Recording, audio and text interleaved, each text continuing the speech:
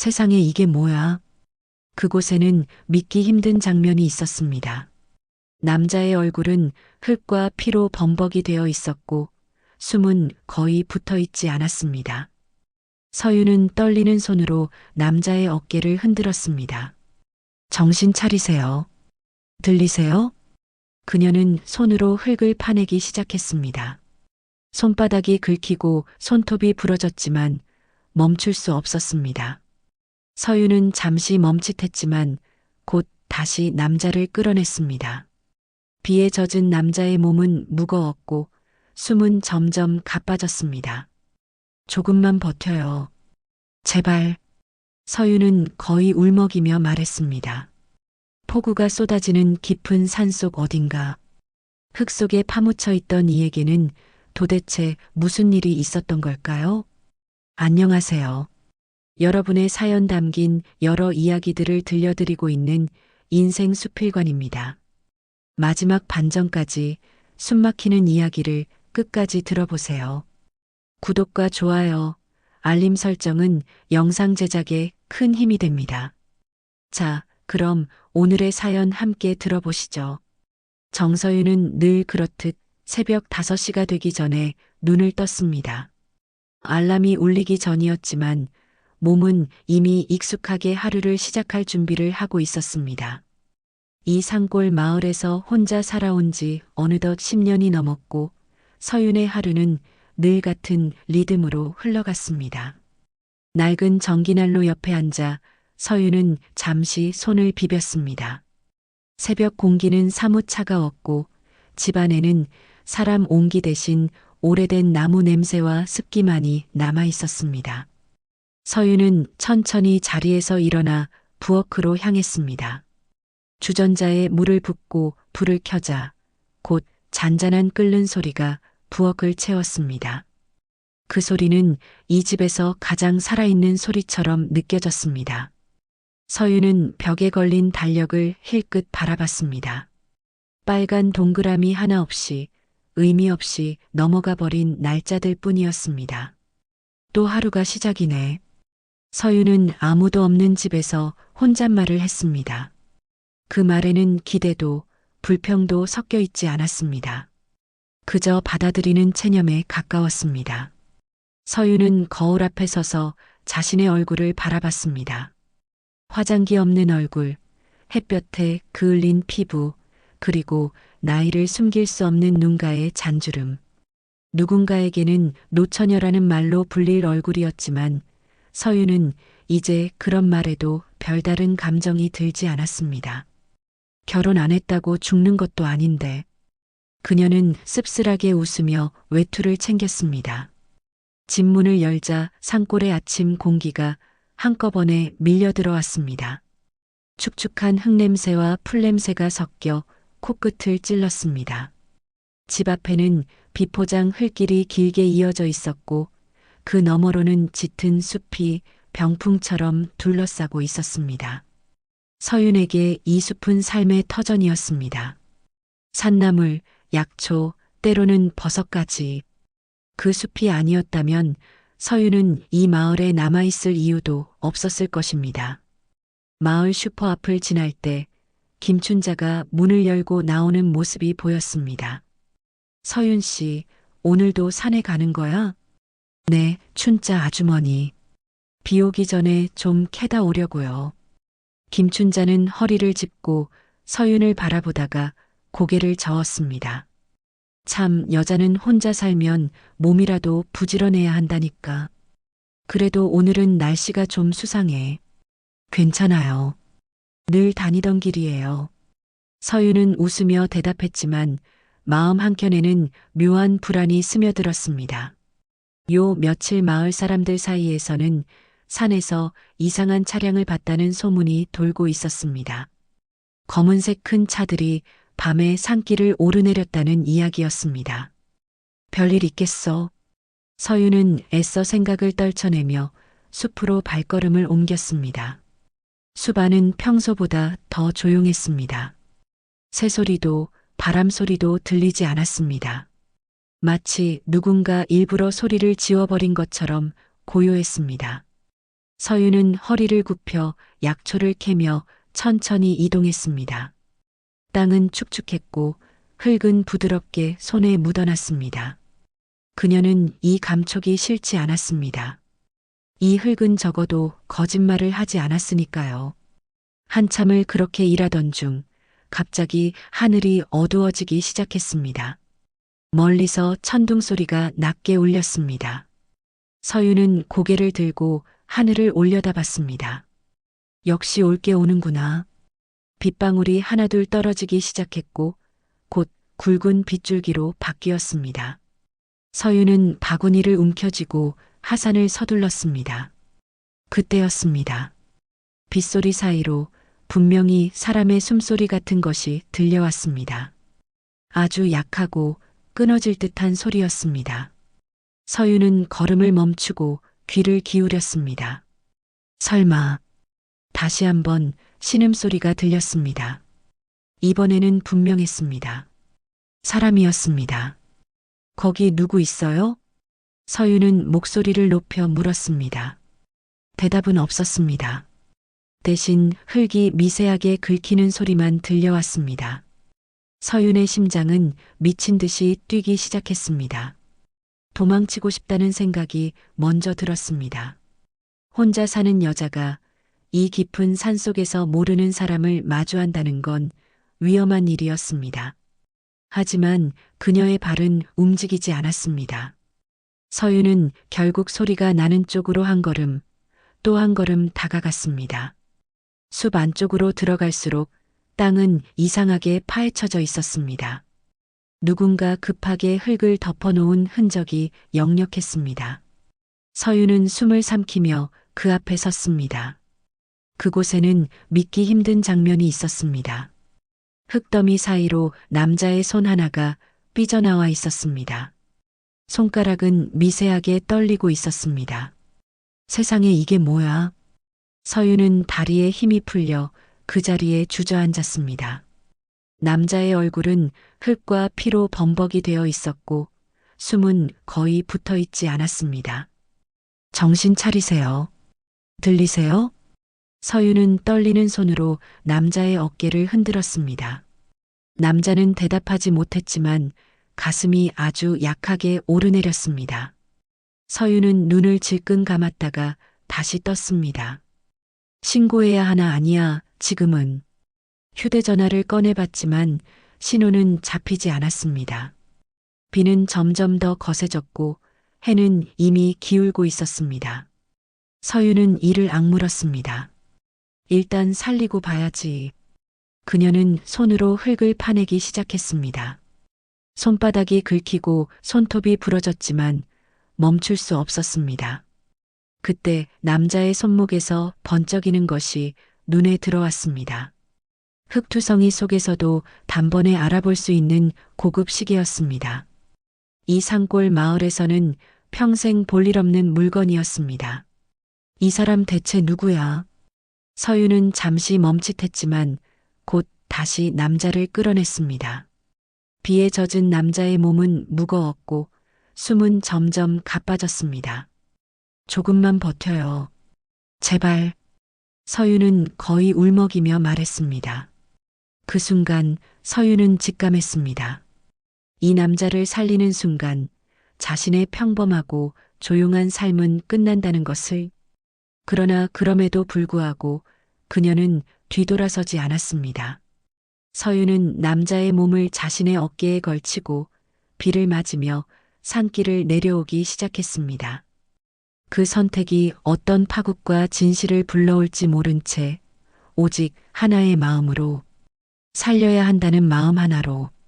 정서윤은 집 문을 닫고 나서도 한동안 그 자리에 서 있었습니다. 빗물이 외투 끝에서 뚝뚝 떨어졌고 숨을 들이쉴 때마다 가슴 안쪽이 따끔거렸습니다. 방금 전까지 산속에서 벌어진 일이 현실인지 꿈인지 분간이 되지 않았습니다. 그러나 바닥에 길게 늘어진 남자의 몸이 이 모든 것이 현실임을 분명히 말해주고 있었습니다. 서윤은 떨리는 손으로 문을 잠갔습니다. 잠금새가 철컥 소리를 내며 걸리는 순간 마음 한편이 조금 가라앉았습니다. 하지만 동시에 더 큰 불안이 가슴 깊숙이 내려앉았습니다. 일단 숨부터 고르자. 서유는 남자 옆에 무릎을 꿇고 앉았습니다. 가까이서 보니 그의 상태는 생각보다 훨씬 심각해 보였습니다. 입술은 새파랗게 질려 있었고 이마에는 식은땀이 맺혀 있었습니다. 숨은 붙어 있었지만 언제 끊어져도 이상하지 않을 만큼 위태로웠습니다. 서유는 급히 부엌으로 가서 대야에 따뜻한 물을 받았습니다. 수건을 적셔 다시 방으로 돌아오며 스스로를 다그쳤습니다. 지금은 놀랄 때가 아니라 해야 할 일을 해야 했습니다.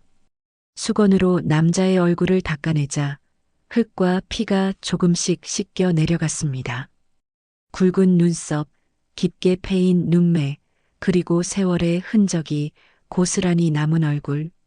산골에서 흔히 보던 노인들과는 확연히 다른 분위기였습니다. 진짜 보통 사람은 아닌 것 같아. 서유는 중얼거리며 남자의 옷을 살폈습니다. 찢어지고 흙투성이었지만 원단은 분명 고급이었습니다. 안주머니 안쪽에는 아무것도 없었지만 그 사실이 오히려 더 수상하게 느껴졌습니다. 서유는 잠시 망설이다가 남자의 손목을 잡았습니다. 그곳에는 산속에서 이미 눈에 들어왔던 시계가 그대로 있었습니다. 가죽끈조차 흠집 하나 없이 단정했습니다. 이런 걸 차고 산에 올 사람은 아니잖아. 서유는 시계를 풀어 조심스럽게 상 위에 내려놓았습니다. 괜히 건드리면 안 될 물건을 만진 것 같은 기분이 들었습니다. 그녀는 손을 털며 깊게 숨을 들이쉬었습니다. 이제는 옷을 갈아입혀야 했습니다. 서유는 남자의 몸을 돌리며 최대한 조심스럽게 옷을 벗겼습니다.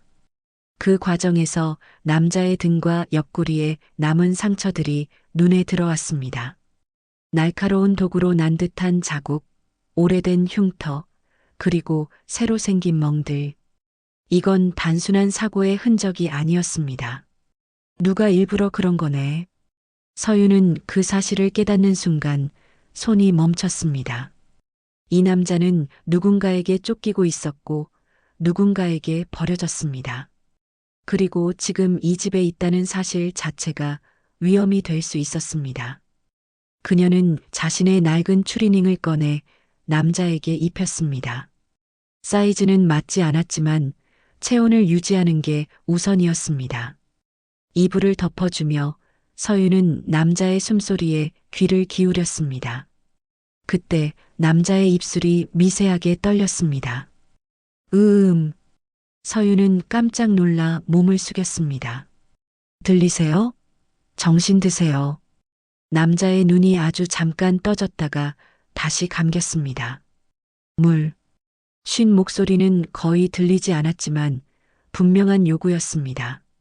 서유는 급히 물을 떠왔습니다. 숟가락으로 한 방울씩 입술에 적셔주자 남자의 목이 힘겹게 움직였습니다. 조금만 참으세요. 남자는 그 말이 들렸는지 미세하게 고개를 끄덕인 듯 보였습니다. 서유는 가슴을 쓸어내렸습니다. 적어도 지금 당장 죽지는 않을 것 같았습니다. 그때였습니다. 밖에서 갑자기 자동차 소리가 들려왔습니다. 서유는 몸이 굳어버렸습니다. 이 산골에서 밤에 들리는 자동차 소리는 흔치 않았습니다. 특히 이런 폭우 속에서는 더더욱 그랬습니다. 설마. 서유는 불을 끄고 창문 쪽으로 다가갔습니다. 커튼 틈 사이로 검은색 차량 한 대가 천천히 지나가는 것이 보였습니다. 차는 그냥 지나가지 않고 집 근처에서 잠시 멈췄습니다. 서윤의 심장이 요동쳤습니다. 숨을 쉬는 것조차 조심스러웠습니다. 여기까지 온 건 아니겠지. 차는 잠시 후 다시 움직였지만 서윤은 한동안 그 자리를 떠날 수 없었습니다. 그 짧은 순간이 몇 분처럼 느껴졌습니다. 서윤은 다시 방으로 돌아왔습니다. 남자는 여전히 누워 있었지만 이마에 깊은 주름이 잡혀 있었습니다. 마치 불안한 꿈을 꾸고 있는 것처럼 보였습니다. 여기까지 찾아올 정도면 서유는 낮은 목소리로 혼잣말을 했습니다. 이 사람 진짜 위험한 일에 휘말린 거야. 그녀는 방 문을 닫고 문 앞에 무거운 상자를 끌어다 놓았습니다. 완벽한 은신은 아니었지만 최소한 시간을 벌 수는 있을 것 같았습니다. 서유는 방 한쪽에 앉아 밤이 깊어가는 것을 느꼈습니다. 밖에서는 빗소리가 지붕을 두드리고 있었고 집안은 이상할 정도로 고요했습니다. 그 고요함 속에서 서윤의 머릿속은 점점 더 복잡해졌습니다. 병원에 데려가면 살 수 있을지도 모릅니다. 하지만 동시에 그 순간 이 남자의 위치는 외부에 알려질 것입니다. 그가 쫓기는 사람이라면 병원은 가장 위험한 장소가 될 수 있었습니다. 내가 왜 이런 선택을 한 거지? 서유는 스스로에게 물었습니다. 하지만 대답은 이미 나와 있었습니다. 그를 보고 그냥 돌아설 수 없었기 때문입니다. 그때 남자의 눈이 다시 천천히 떠졌습니다. 이번에는 분명히 서윤을 바라보고 있었습니다. 여긴 어디요? 목소리는 여전히 약했지만 아까보다는 분명했습니다. 서윤은 그의 시선을 피하지 않았습니다. 제 집이에요. 산에서 쓰러져 계셨어요. 남자는 잠시 말을 잇지 못하고 천장을 바라봤습니다. 눈동자가 미세하게 흔들렸습니다. 누가 날 이렇게... 말끝이 흐려지며 그의 얼굴이 일그러졌습니다. 지금은 말씀 안 하셔도 돼요. 서유는 조심스럽게 말했습니다. 무리하면 안 돼요. 살아있는 게 먼저예요. 남자는 그 말을 이해한 듯 다시 눈을 감았습니다. 서유는 그의 손을 잠시 바라보다가 이불을 더 끌어올려 덮어주었습니다. 그 순간 서유는 확신했습니다. 이 남자를 숨긴다는 건 단순한 선행이 아니라 선택이라는 것을, 그리고 그 선택은 분명 대가를 요구할 것이었습니다. 서유는 조용히 자리에서 일어나 창문을 다시 확인했습니다. 밖에는 아무도 없었지만 불안은 사라지지 않았습니다. 오늘 밤만은 제발 아무 일도 없게 해주세요. 서유는 그렇게 빌며 다시 남자 곁을 지켰습니다. 그녀의 평범했던 하루는 이미 끝났고 되돌릴 수 없는 밤이 시작되고 있었습니다. 밤은 깊어졌지만 정서윤은 좀처럼 잠들 수 없었습니다. 방 한가운데 놓인 작은 등불 하나가 희미하게 빛나고 있었고 그 불빛 아래에서 서윤은 계속해서 남자의 숨소리를 확인하고 있었습니다. 숨은 여전히 거칠었지만 끊어질 듯하던 초반보다는 분명 안정되어 보였습니다. 서윤은 이불 끝을 정리하며 남자의 얼굴을 다시 바라봤습니다. 이제는 흙과 피가 대부분 닦여 있었고 주름진 얼굴 윤곽이 또렷하게 드러나 있었습니다. 그 얼굴에는 이상하리만큼 단정한 기품이 남아 있었습니다. 산에서 굴러다니던 사람의 얼굴이 아니라 평생 누군가에게 명령을 내리며 살아온 사람의 얼굴 같았습니다. 도대체 어떤 삶을 살았던 분이길래? 서유는 낮은 목소리로 혼잣말을 했습니다. 그때 남자의 손가락이 미세하게 움직였습니다. 서유는 반사적으로 그의 손을 붙잡았습니다. 차갑던 손에 아주 조금 온기가 느껴졌습니다. 괜찮아요. 여긴 안전해요. 그녀는 누군가를 달래듯 말했지만 사실 그 말은 자신에게 하는 말이기도 했습니다. 잠시 후 남자의 눈이 다시 떠졌습니다. 이번에는 이전보다 훨씬 또렷했습니다. 그의 시선이 천천히 방 안을 훑다가 서윤에게 멈췄습니다. 여기가 병원은 아닌 것 같군요. 남자는 힘겹게 말을 꺼냈습니다. 서윤은 놀라면서도 차분한 척 대답했습니다. 네, 제 집이에요. 산에서 쓰러져 계셨어요. 남자는 잠시 말을 멈추고 숨을 고른 뒤 조용히 물었습니다. 당신이 날 여기로 데려온 겁니까? 네. 서윤은 고개를 끄덕였습니다. 그대로 두면 정말 위험해 보여서요. 남자는 그 말을 듣고 잠시 눈을 감았습니다. 그리고 아주 짧게 씁쓸한 웃음을 지었습니다. 그랬군요. 그 웃음에는 안도와 함께 설명할 수 없는 허무가 섞여 있었습니다.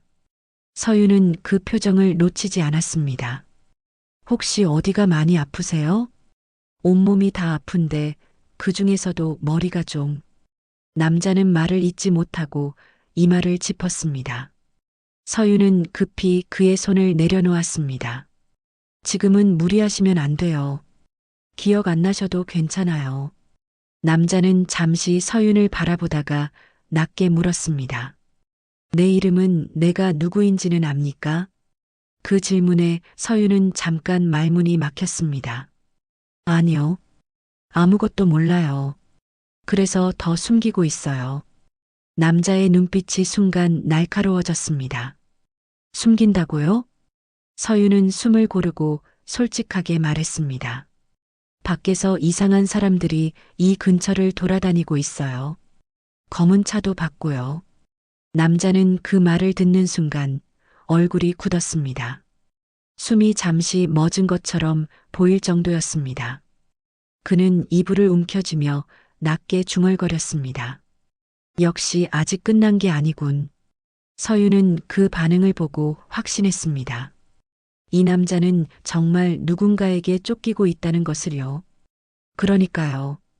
서유는 조심스럽게 말했습니다. 지금은 병원에 가는 것도 위험할 수 있어요. 남자는 잠시 생각하다가 아주 천천히 고개를 끄덕였습니다. 현명한 판단입니다. 그 말투는 이상하게도 권위가 느껴졌습니다. 서유는 그가 누구인지 점점 더 궁금해졌지만 더 묻지 않았습니다. 그날 밤 남자는 다시 잠에 들었습니다. 서유는 거의 뜬 눈으로 밤을 지새웠습니다. 이른 새벽 닭 우는 소리가 들릴 즈음 서유는 조용히 집을 나섰습니다. 아무 일 없던 것처럼 하루를 시작해야 했습니다. 누군가에게 들키지 않으려면 평소와 다를 게 없어야 했습니다. 마을 슈퍼 앞에 도착하자 김춘자가 이미 문을 열고 있었습니다. 어머, 서윤 씨. 오늘은 얼굴이 왜 이렇게 안 좋아?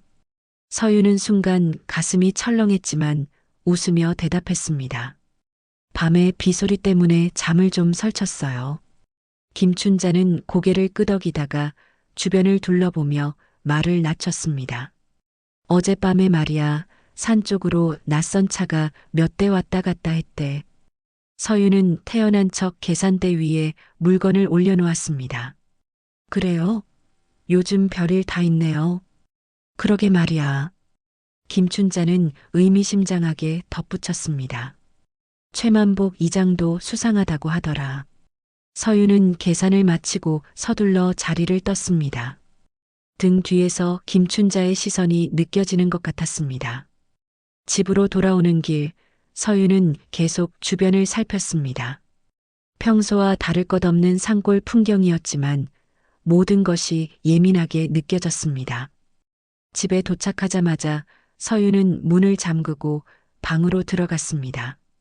남자는 여전히 누워 있었고 눈을 뜬 채 천장을 바라보고 있었습니다.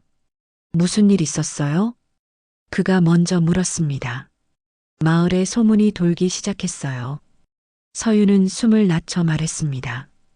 당신을 찾는 사람들이 이 근처까지 온 것 같아요. 남자는 한숨처럼 숨을 내쉬었습니다. 시간이 많지 않군요. 그 말에 서윤의 얼굴이 굳었습니다. 그럼 전 어떻게 해야 하죠? 남자는 천천히 서윤을 바라봤습니다. 그 눈빛에는 미안함과 결단이 동시에 담겨 있었습니다. 당신은 이미 깊이 들어왔습니다. 그는 조용히 말했습니다. 그리고 이제부터는 나 혼자만의 문제가 아닐 겁니다. 서유는 그 말을 듣고도 물러서지 않았습니다. 오히려 단단히 마음을 먹은 얼굴이었습니다. 그럼요. 서유는 담담하게 대답했습니다. 여기까지 왔는데 중간에 도망칠 생각은 없어요. 그 순간 두 사람은 말없이 서로를 바라봤습니다.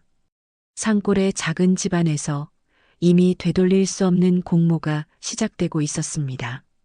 아침 햇살이 창문 틈으로 스며들 무렵 정서윤은 겨우 눈을 붙였다가 다시 깼습니다. 몸은 잠을 잤다고 말하기 어려울 만큼 무거웠고 머리는 밤새 생각으로 가득 차 있었습니다. 그녀는 반사적으로 방안을 살폈습니다. 남자는 여전히 그 자리에 누워 있었고 숨은 비교적 고르게 이어지고 있었습니다. 서윤은 안도의 한숨을 내쉬며 조심스럽게 다가갔습니다. 이불을 살짝 걷자 남자의 이마에 맺힌 땀이 보였습니다. 그녀는 수건을 가져와 천천히 닦아주었습니다. 열이 조금 있네요. 서윤은 자신도 모르게 간병인 시절 버릇처럼 중얼거렸습니다. 그 말에 남자의 눈이 천천히 떠졌습니다. 아직 여기군요. 목소리는 여전히 약했지만 전날보다 힘이 실려 있었습니다. 네. 서윤은 짧게 대답하며 물컵을 내밀었습니다. 조금씩이라도 드세요. 남자는 컵을 받아 들려다 손에 힘이 빠져 다시 내려놓았습니다. 서윤은 말없이 컵을 들어 그의 입에 가져갔습니다. 당신 원래 이런 일도 했던 사람입니까? 남자가 낮게 물었습니다. 서윤은 잠시 망설이다가 솔직하게 말했습니다. 예전에요. 요양병원에서 간병 일을 했어요. 오래전 일이지만요. 남자는 그 말을 곱씹듯 천천히 고개를 끄덕였습니다. 그래서군요. 사람 손길이 익숙했습니다. 그 말에 서윤의 손이 잠시 멈췄습니다. 그녀는 남자의 얼굴을 똑바로 바라봤습니다. 그럼 이제 말씀해 주세요. 남자는 눈을 감았다가 다시 떴습니다. 무엇을 말입니까? 당신이 누구인지요? 서윤의 목소리는 조심스러웠지만 단호했습니다. 그리고 왜 그런 꼴이 됐는지. 잠시 침묵이 흘렀습니다. 방 안에는 시계 초침 소리만 또각또각 울렸습니다. 남자는 깊은 숨을 내쉬었습니다. 아직 전부 말할 수는 없습니다. 그는 힘겹게 말을 이었습니다. 하지만 분명한 건 나를 그렇게 만든 사람들은 내 편이 아니었다는 겁니다. 서윤은 그 말을 듣고 고개를 끄덕였습니다. 이미 짐작하고 있던 이야기였습니다. 가족이요? 서윤이 조심스럽게 물었습니다. 남자의 눈동자가 미세하게 흔들렸습니다. 그 짧은 순간의 흔들림이 모든 대답이었습니다. 그럼 더 위험하겠네요. 서윤은 낮게 말했습니다. 가족이라면 끝까지 찾아올 테니까요. 남자는 아무 대답도 하지 않았습니다. 그 침묵이 오히려 서윤의 가슴을 더 무겁게 눌렀습니다. 그때 밖에서 갑자기 사람 목소리가 들려왔습니다. 이장님, 어제 그 차 말이에요. 낯선 남자의 목소리였습니다. 서윤은 반사적으로 몸을 굳혔습니다. 남자도 그 소리를 들었는지 눈빛이 날카로워졌습니다. 누구입니까? 그가 숨죽인 목소리로 물었습니다. 마을 사람들이에요. 서윤은 급히 속삭였습니다. 아침마다 이장 집에 모여서 이런저런 얘기해요.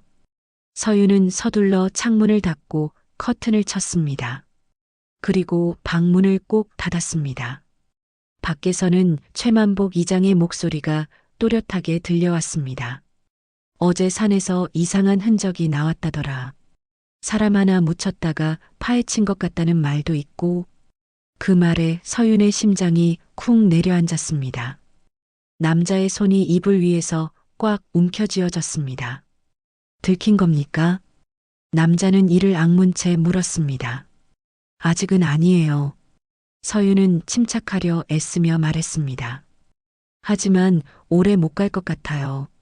잠시 후 집 문을 두드리는 소리가 울렸습니다. 서윤 씨, 집에 있어요? 김춘자의 목소리였습니다. 서윤은 잠시 망설이다가 문 앞으로 나갔습니다. 문을 열자 김춘자가 걱정스러운 얼굴로 서 있었습니다. 어젯밤에 비가 너무 와서 말이야. 김춘자는 집안을 힐끗 바라보며 말을 이었습니다. 혹시 무슨 일 없었어? 아니요. 서윤은 웃으며 고개를 저었습니다. 비가 새서 잠만 설쳤죠. 김춘자는 잠시 서윤을 바라보다가 한숨을 쉬었습니다. 요즘 산이 좀 수상해. 괜히 혼자 다니지 말고. 네, 알겠어요. 서윤은 최대한 자연스럽게 대답했습니다. 김춘자가 돌아간 뒤 서윤은 문을 닫고 한참을 기대 서 있었습니다. 다리가 후들거렸습니다. 방으로 돌아오자 남자가 서윤을 바라보고 있었습니다. 당신 때문에 곤란해진 것 같군요. 서윤은 고개를 저었습니다. 아니요. 그녀는 단호하게 말했습니다. 선택한 건 저예요. 남자는 그 말을 듣고 잠시 서윤을 바라보다가 낮게 말했습니다. 당신은 생각보다 강한 사람이군요. 서윤은 그 말에 씁쓸하게 웃었습니다. 강해진 게 아니라 그만 물러날 데가 없어진 거예요. 그 순간 남자는 아주 천천히 입을 열었습니다. 내 이름은 강태문입니다. 서윤의 눈이 커졌습니다. 그 이름은 뉴스에서, 신문에서 수없이 보았던 이름이었습니다. 강한그룹에 서윤은 말을 끝맺지 못했습니다. 강태문은 고개를 끄덕였습니다. 네, 그 회장입니다. 방 안의 공기가 단숨에 무거워졌습니다. 서윤은 잠시 아무 말도 하지 못했습니다. 그러니 더 조심해야 합니다. 강태문은 낮게 말했습니다. 내가 살아있다는 걸 아직 아무도 알아서는 안 됩니다. 서윤은 깊은 숨을 들이쉬었습니다. 그리고 천천히 고개를 끄덕였습니다. 알겠어요. 그녀는 결심한 듯 말했습니다. 그럼 여기서는 제가 시키는 대로 하세요. 산골의 작은 집안에서 이제 고요는 완전히 금이 가기 시작했습니다. 해가 완전히 지고 난 뒤 산골 마을은 다시 깊은 어둠 속으로 잠겼습니다. 낮 동안 쌓였던 긴장감은 밤이 되자 오히려 더 짙어졌습니다. 정서윤은 해가 지기 전부터 집안의 불을 최소한으로 줄였습니다. 창문마다 커튼을 단단히 치고 현관불도 켜지 않았습니다. 방 안에는 작은 등 하나만 희미하게 켜져 있었습니다. 그 불빛 아래에서 강태문은 상체를 조금 세운 채 숨을 고르고 있었습니다. 얼굴은 여전히 창백했지만 눈빛만큼은 낮보다 훨씬 또렷해 보였습니다. 마을이 낮부터 좀 소란스럽더군요. 강태문이 낮게 말했습니다. 서윤은 그의 말에 고개를 끄덕였습니다. 이장님이 사람들 모아놓고 산 얘기를 계속해요. 누가 뭘 숨기고 있는 건 아닌지 그런 얘기요. 강태문은 짧게 웃음을 흘렸습니다. 역시 그렇군요. 그 웃음에는 씁쓸함이 묻어 있었습니다. 서윤은 물을 데워 약을 타며 말을 이었습니다. 이장님 성격이 원래 그래요. 뭔가 수상하면 끝까지 파고들어요. 강태문은 약을 받아들고 잠시 바라보다가 조용히 입을 열었습니다. 그 사람들이 여기까지 오게 두면 안 됩니다. 서윤의 손이 잠시 멈췄습니다. 그럼 어떻게 해야 하죠? 강태문은 한동안 말이 없었습니다. 마치 머릿속에서 수많은 경우의 수를 계산하는 사람처럼 시선이 허공을 헤맸습니다. 오늘 밤이 고비일 겁니다. 그가 마침내 말했습니다. 지금 이 시간 이미 누군가는 움직이고 있을 겁니다. 그 말이 끝나자마자 밖에서 갑자기 개 짖는 소리가 울렸습니다. 산 아래쪽에서부터 시작된 소리는 점점 가까워졌습니다. 서윤의 얼굴이 굳어졌습니다. 이 시간에 잠시 후 낮게 깔린 남자들 목소리가 들려왔습니다. 이쪽이야. 불 켜진 집 없어? 강태문은 숨을 깊게 들이쉬었습니다. 왔군요. 서윤의 심장이 요동쳤습니다. 그녀는 급히 방 문을 닫고 미리 준비해둔 장롱을 문 쪽으로 조금 더 밀었습니다. 완벽한 방어는 아니었지만 최소한 시간을 벌 수는 있었습니다. 이리 오세요. 서윤은 낮은 목소리로 말하며 강태문을 더 안쪽으로 옮기려 했습니다. 그 순간 현관문을 두드리는 소리가 울렸습니다. 정서윤 씨 계십니까? 낯선 남자의 목소리였습니다. 서윤은 숨을 고르고 문 앞으로 나갔습니다. 문을 열지 않은 채 안에서 대답했습니다. 무슨 일이세요? 산에서 실종된 사람이 있다는 신고가 들어왔습니다. 남자의 목소리는 차분했지만 어딘가 위압적이었습니다. 혹시 수상한 걸 본 적 없습니까? 서윤은 잠시 망설이다가 대답했습니다. 아니요. 하루 종일 집에만 있었어요. 문 너머에서 잠깐 침묵이 흘렀습니다. 그 짧은 정적이 서윤의 신경을 더욱 곤두세우게 만들었습니다. 문 좀 열어주시죠. 서윤의 손이 문고리를 움켜쥐었습니다. 머릿속에서는 수많은 생각이 스쳐 지나갔습니다.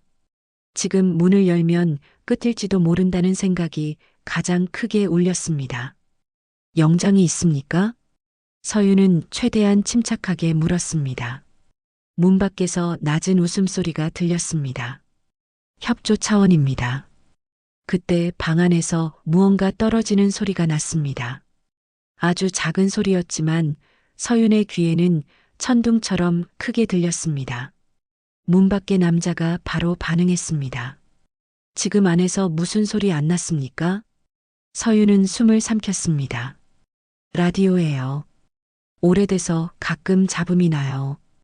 그 순간 강태문은 이를 악물고 숨을 참았습니다. 이마에는 식은땀이 맺혀 있었습니다. 잠시 후 문 밖의 남자가 다시 말했습니다. 그럼 이 근처 좀 둘러보고 가겠습니다. 발소리가 점점 멀어졌습니다. 그러나 서윤은 긴장을 풀지 못했습니다. 이건 끝이 아니라는 직감이 강하게 들었습니다. 예감은 곧 현실이 되었습니다. 집 뒤편에서 또 다른 발소리가 들려왔습니다. 창문 근처에서 손전등 불빛이 흔들렸습니다. 뒤로 돌아왔어요. 서윤은 거의 속삭이듯 말했습니다. 강태문은 이를 악물고 말했습니다. 나를 버리시오. 서윤은 그의 말을 듣고 눈을 크게 떴습니다. 뭐라고요? 당신까지 위험해질 필요는 없습니다. 강태문은 힘겹게 말을 이었습니다. 지금이라도 모른 척하면 당신은 살 수 있습니다. 서윤은 잠시 그를 바라봤습니다. 그 눈빛에는 두려움과 분노, 그리고 단단한 결심이 함께 담겨 있었습니다. 그런 말하지 마세요. 서윤은 낮지만 분명한 목소리로 말했습니다. 이미 늦었어요. 그녀는 창문 쪽을 바라보며 이를 악물었습니다. 나 하나 살자고 여기까지 온 사람을 내칠 수는 없어요. 그 순간 창문이 세게 흔들렸습니다. 밖에서 누군가 창틀을 붙잡고 있었습니다. 안에 누가 있는 거 확실한데. 거친 남자 목소리가 들려왔습니다. 서윤은 숨을 고르고 소리쳤습니다. 남의 집에 무슨 짓이에요? 잠시 후 밖에서 누군가 낮게 욕설을 내뱉었습니다. 그리고 발소리가 다시 멀어졌습니다. 한참이 지나서야 집안은 다시 고요해졌습니다. 서윤은 그 자리에 주저앉아 한동안 움직이지 못했습니다. 강태문은 조용히 서윤을 바라봤습니다. 당신은 나 때문에 모든 걸 걸었습니다. 서윤은 고개를 숙인 채 대답했습니다. 이제 와서 후회는 안 해요. 그녀는 고개를 들고 강태문을 똑바로 바라봤습니다. 다만 이 밤이 그냥 지나가진 않을 거라는 건 알겠어요. 강태문은 그 말을 듣고 천천히 고개를 끄덕였습니다. 맞습니다. 산골의 밤은 그렇게 서윤의 평범했던 삶을 완전히 무너뜨리며 깊어만 갔습니다. 밤이 지나고 새벽이 밝아왔지만 집안의 공기는 조금도 가벼워지지 않았습니다. 정서윤은 거의 뜬 눈으로 밤을 지새운 채 부엌에서 물을 끓이고 있었습니다. 주전자에 물이 끓어오르는 소리가 유난히 크게 들렸습니다. 그 소리는 고요한 집안에서 유일하게 살아있다는 증거처럼 느껴졌습니다. 서윤은 물을 컵에 옮겨 담아 방으로 들어갔습니다. 강태무는 밤새 거의 잠들지 못한 듯 보였습니다. 이마에는 땀이 맺혀 있었고 눈빛은 피곤했지만 어딘가 결연해 보였습니다. 밤새 괜찮으셨어요? 서윤이 조심스럽게 물었습니다. 강태무는 고개를 조금 끄덕였습니다. 이 정도면 살아있는 편이죠. 그는 짧게 웃었지만 웃음 끝은 금세 사라졌습니다. 서윤은 그의 곁에 앉아 물을 건넸습니다. 조금씩이라도 드세요. 어제보다 얼굴이 더 안 좋아 보여요. 강태무는 컵을 받아들고 한 모금 마신 뒤 잠시 숨을 고르며 말했습니다. 어젯밤에 당신을 위험하게 만들었군요. 서윤은 고개를 저었습니다. 위험한 건 어제 오늘 일이 아니에요.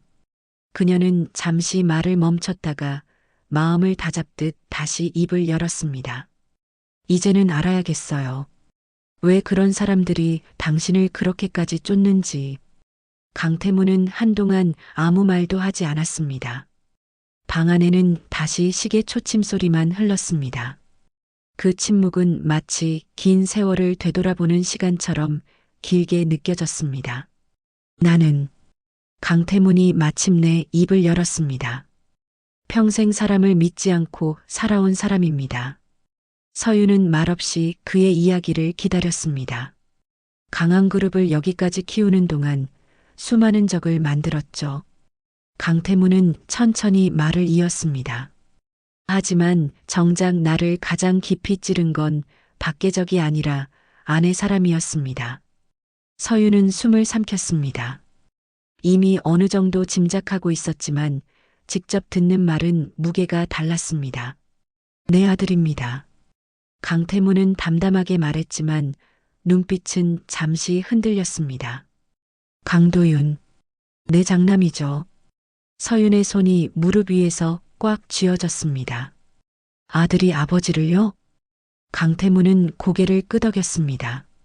그 녀석은 오래전부터 내가 사라지길 바랐습니다. 겉으로는 효자 노릇을 했지만 속으로는 내 자리를 노리고 있었죠. 그는 잠시 숨을 고르며 말을 이었습니다. 이사회, 변호사, 그리고 내 사람들까지 이미 반 이상은 그 녀석 손에 넘어가 있었습니다. 서윤은 그 말을 들으며 서늘한 감정을 느꼈습니다. 그건 단순한 가족 싸움이 아니라 거대한 권력 다툼이었습니다. 그래서 산에서 서윤이 말을 잇자 강태문은 고개를 끄덕였습니다. 산으로 불러냈습니다. 강태문은 눈을 감은 채 말했습니다. 건강검진이니 휴식이니 하면서요. 그리고는 뒤통수를 맞았습니다. 그의 손이 이불 위에서 떨렸습니다. 정신을 차렸을 땐 이미 흙속이었죠. 서윤은 숨을 크게 들이쉬었습니다. 그 장면이 머릿속에 생생하게 떠오르는 듯 했습니다. 살려달라고 소리치고 싶었지만 소리도 나오지 않았습니다. 강태문은 낮게 말했습니다. 그때 처음으로 내가 정말 죽을 수도 있겠다는 생각이 들었죠. 서윤은 아무 말도 하지 못했습니다. 그저 그의 이야기를 듣는 것밖에는 할 수 없었습니다. 그런데 강태문이 천천히 눈을 떴습니다. 그 어둠 속에서 이상하게도 한 얼굴이 떠올랐습니다. 누구요? 서윤이 무심결에 물었습니다. 젊었을 때 아무것도 없던 시절의 내 모습입니다. 그는 씁쓸하게 웃었습니다. 그때 나는 사람 하나 살리겠다고 손을 내밀 줄 알던 인간이었죠. 서윤은 그 말을 듣고 가슴이 먹먹해졌습니다. 아이러니하지 않습니까? 강태문은 서윤을 바라보며 말했습니다. 내가 버리고 살았던 그 마음 덕분에 결국 당신 같은 사람을 만나 살아났으니까요. 서윤은 고개를 떨구었습니다. 저는 대단한 사람 아니에요. 그냥 눈앞에서 죽어가는 사람을 두고 갈 수 없었을 뿐이에요. 강태문은 그 말을 듣고 잠시 서윤을 바라보다가 고개를 끄덕였습니다. 그래서 더 위험합니다. 네. 서윤이 고개를 들었습니다. 당신 같은 사람은 이용당하기 쉽거든요. 강태무는 단호하게 말했습니다. 그리고 그들은 이미 당신의 존재를 눈치챘을 겁니다. 그 말이 끝나자마자 밖에서 갑자기 휴대전화 진동 소리가 울렸습니다. 서윤은 깜짝 놀라 주머니를 확인했습니다. 전화는 김춘자였습니다. 서윤은 잠시 망설이다가 전화를 받았습니다. 네, 아주머니. 서윤 씨. 김춘자의 목소리는 평소보다 낮았습니다. 이장님이 오늘 마을 사람들 다 모이자고 하네. 서윤의 심장이 내려앉았습니다. 무슨 일로요? 산에서 큰일이 났다나 봐. 김춘자는 조심스럽게 말했습니다. 경찰도 온다더라. 전화를 끊은 뒤 서윤은 한동안 움직이지 못했습니다. 강태무는 그녀의 얼굴만 보고도 상황을 이해한 듯 보였습니다. 시간이 많지 않군요. 그가 낮게 말했습니다. 서윤은 이를 악물었습니다. 도망칠 수는 없어요. 마을 전체가 들썩이기 시작하면 여길 빠져나가는 순간 바로 눈에 띌 거예요. 강태무는 잠시 생각하다가 천천히 입을 열었습니다. 그럼 방법은 하나뿐입니다. 뭐죠? 내가 살아있다는 사실을 내가 통제할 수 있는 사람에게만 알리는 겁니다. 그는 분명하게 말했습니다.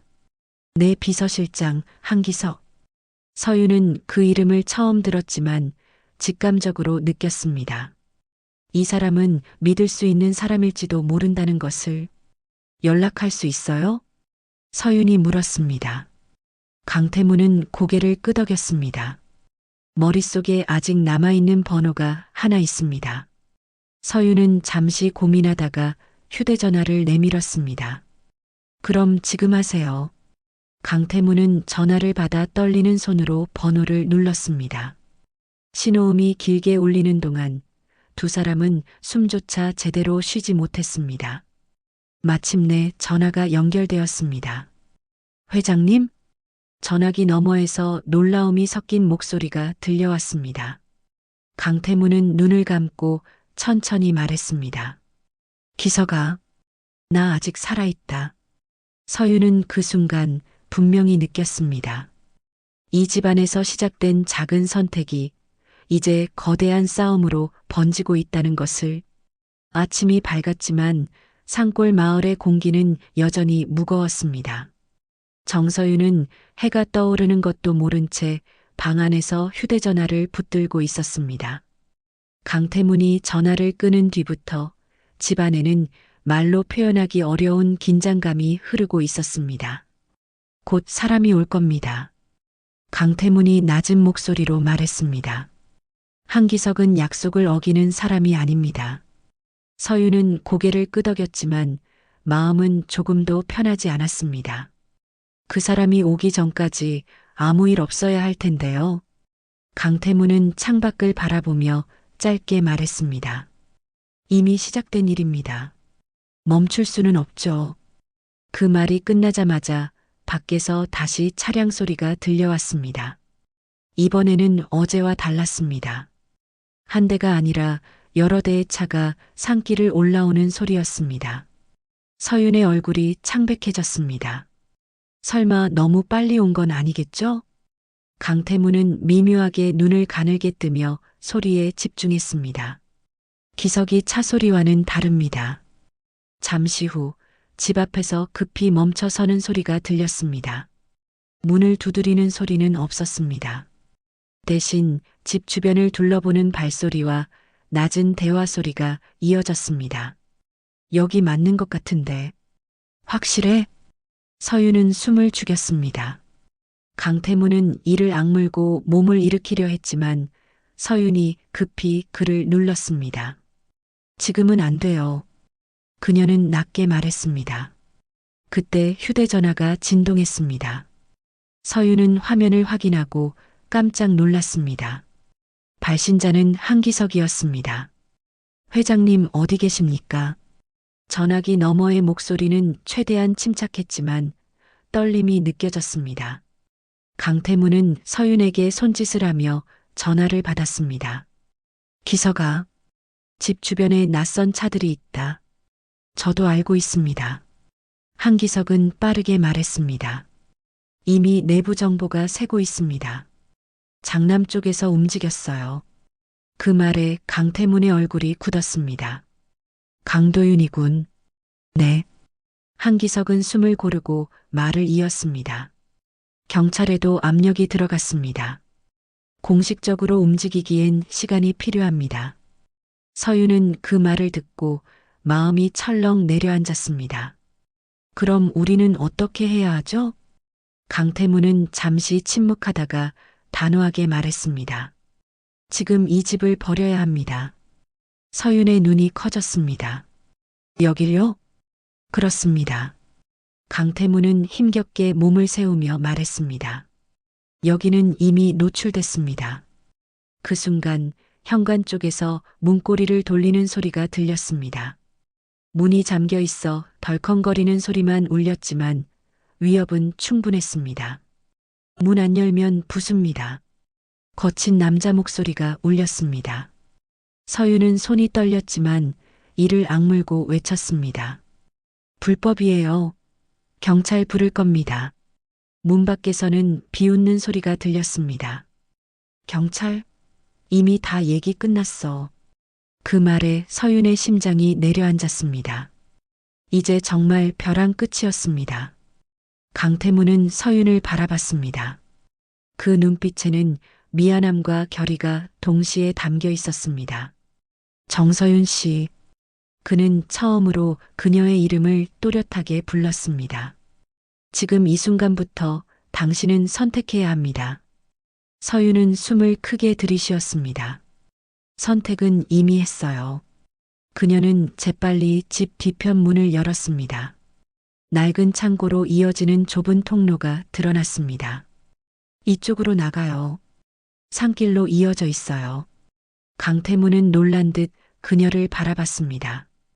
이런 통로가 혼자 살다 보니 별별 대비는 다 해요. 서윤은 씁쓸하게 웃었습니다. 두 사람은 조심스럽게 창고를 빠져나와 숲으로 들어섰습니다. 아침 안개가 짙게 깔려 있었고 발밑은 미끄러웠습니다. 그 순간 뒤쪽에서 문이 부서지는 소리가 들렸습니다. 도망쳤다. 산으로 갔다. 서윤은 이를 악물고 강태문을 부축했습니다. 조금만 더 가요. 금방 끝나요. 하지만 강태문의 숨이 급격히 가빠졌습니다. 미안합니다. 여기까지가. 아니에요. 서윤은 단호하게 말했습니다. 끝날 때까지 끝난 게 아니에요. 그때 숲 반대편에서 차량 소리가 다시 들려왔습니다. 이번에는 낮고 안정적인 엔진음이었습니다. 멈춰요. 낯선 남자의 외침이 들렸습니다. 순간 서윤은 몸을 돌려섰습니다. 그 앞에는 정장을 입은 중년 남자가 서 있었습니다. 한기석입니다. 그는 숨을 고르며 말했습니다. 회장님, 이제 안전합니다. 강태문의 얼굴이 그제야 풀어졌습니다.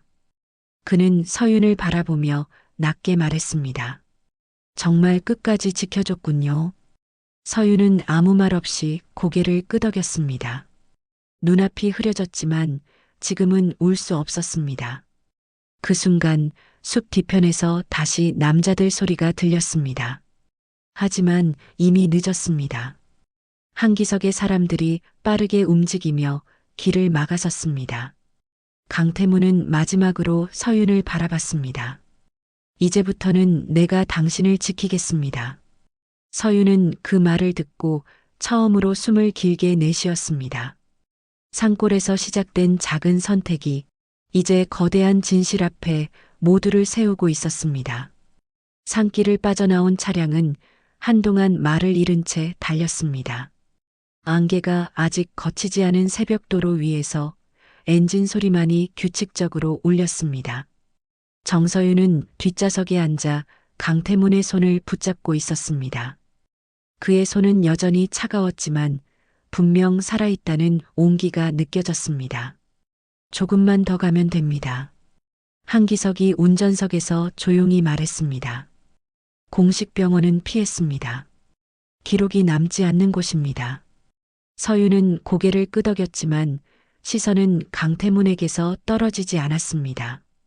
밤새 이어진 긴장과 공포가 이제야 몰려오는 듯 손끝이 미세하게 떨렸습니다. 강태문은 힘겹게 눈을 떴습니다. 차창 밖으로 스쳐 지나가는 불빛을 잠시 바라보다가 서윤 쪽으로 시선을 돌렸습니다. 정서윤 씨. 그의 목소리는 매우 낮았지만 또렷했습니다. 말하지 마세요. 서윤은 급히 말했습니다. 지금은 그냥 가만히 계세요. 강태문은 희미하게 웃었습니다. 마지막으로 고맙다는 말은 해야겠습니다. 서윤은 그 말을 듣고 고개를 저었습니다. 그런 말 들으려고 한 일 아니에요. 그냥 그때는 그럴 수밖에 없었어요. 차는 외곽의 작은 병원 앞에서 멈췄습니다.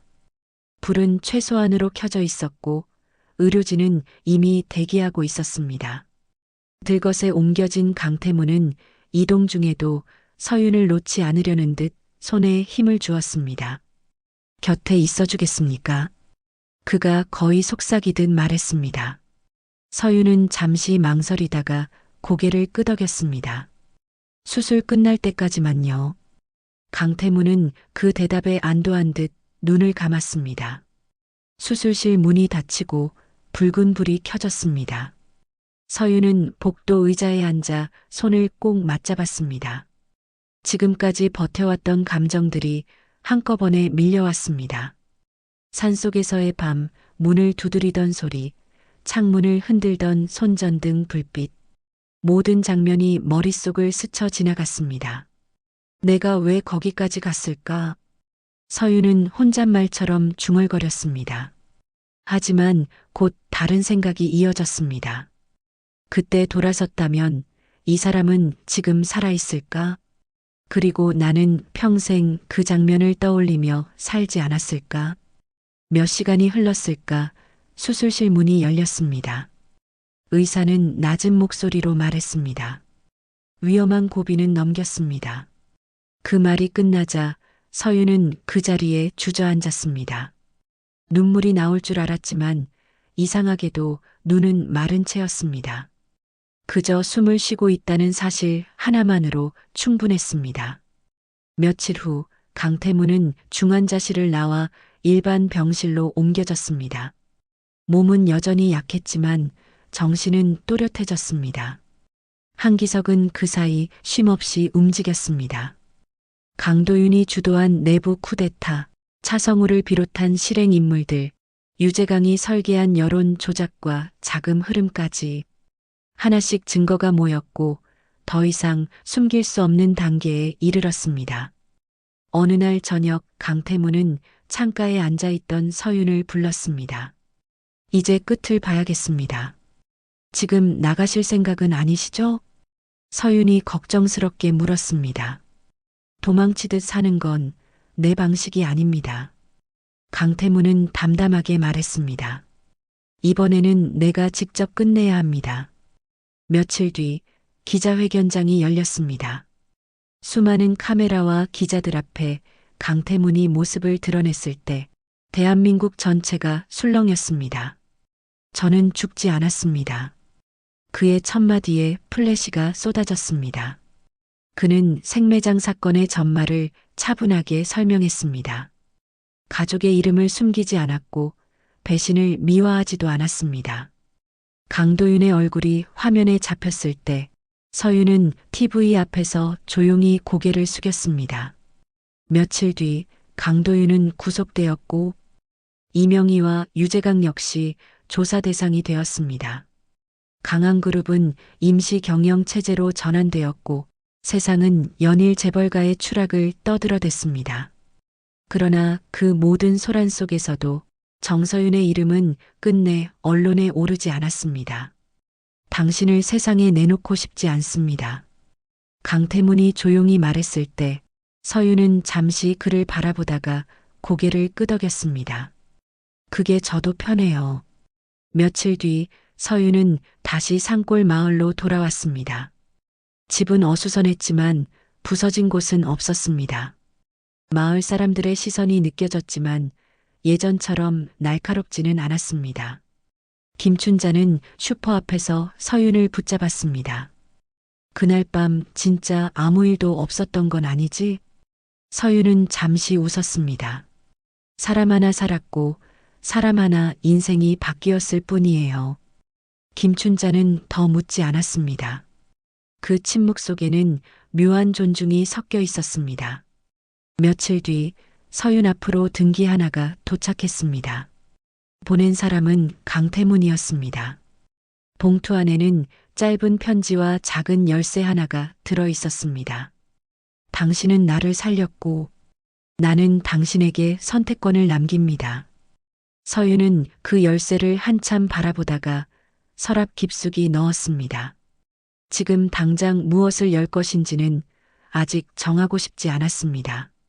그날 해질 무렵 서윤은 다시 산으로 올라갔습니다. 비가 씻어낸 숲은 고요했고 그날 밤의 흔적은 어디에도 남아있지 않았습니다. 서윤은 그 자리에 잠시 멈춰 섰습니다. 흙을 내려다보며 조용히 말했습니다. 그때 돌아섰으면 지금의 나는 없었겠지. 바람이 잎사귀를 스치며 지나갔습니다. 서윤은 천천히 고개를 들고 발걸음을 옮겼습니다. 이제 그녀는 누군가의 인생을 구한 사람이 아니라 자기 삶을 스스로 선택한 사람이 되어 있었습니다. 산골의 길은 여전히 조용했지만 그 길을 내려오는 정서윤의 발걸음은 이전과는 전혀 다른 무게를 지니고 있었습니다.